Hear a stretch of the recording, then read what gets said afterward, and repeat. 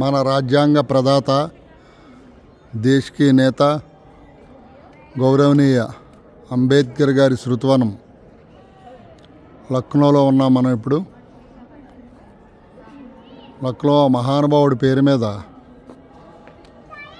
ఈ అమూల్యమైన కళాఖండాన్ని ఇక్కడ లక్నో నగరంలో 100 ఎకరాల సువిశాల విస్తీర్ణంలో ఆయన పేరు మీద ఈ శృతివనం నిర్మించి వారిని భావి తరాలుగా గుర్తుంచుకునే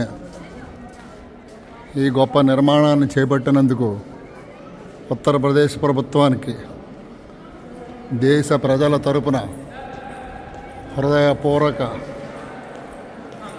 ధన్యవాదాలు, కృతజ్ఞతలు తెలియజేస్తున్నాం. దేశ ప్రజలందరికీ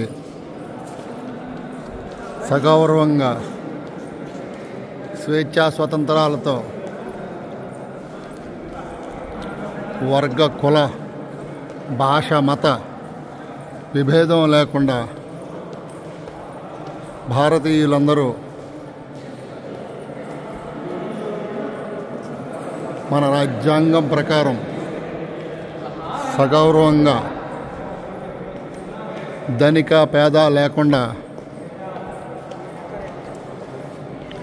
ఆత్మాభిమానంతో ఉండాలని ఈ మహానుభావుడు అహర్నిశలు అనేక సంవత్సరాలు శోధించి పరిశోధించి దేశ విదేశాలలో తను సంపాదించిన అఖండమైన జ్ఞానాన్ని మన కోసం దారాదత్తం చేసి దివికగని మహానుభావుడికి శిరస్సు వంచి ప్రణామములు అర్పిస్తున్నాను.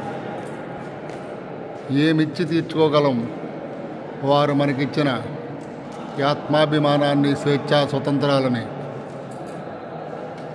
ఈ ఆ మహనీయుడు, ఆ మహానుభావుడు రాసిన రాజ్యాంగంలో మనందరం ధనిక పేద అని లేకుండా సగర్వంగా నిలబడ్డ ఆ మహానుభావుడికి ఆనాటి రాష్ట్రపతి బాబు రాజేంద్ర ప్రసాద్ గారికి వారు రాజ్యాంగ అందిస్తున్న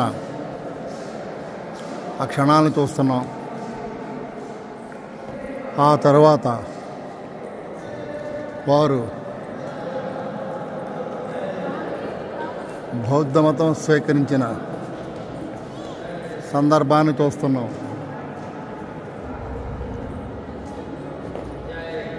ఇటువంటి నిర్మాణాన్ని నిర్మించి మనందరికీ దేశానికి బహుమతిగా ఇచ్చిన ఉత్తరప్రదేశ్ రాష్ట్ర ప్రభుత్వానికి హృదయపూర్వక ధన్యవాదాలు తెలియజేస్తున్నాం.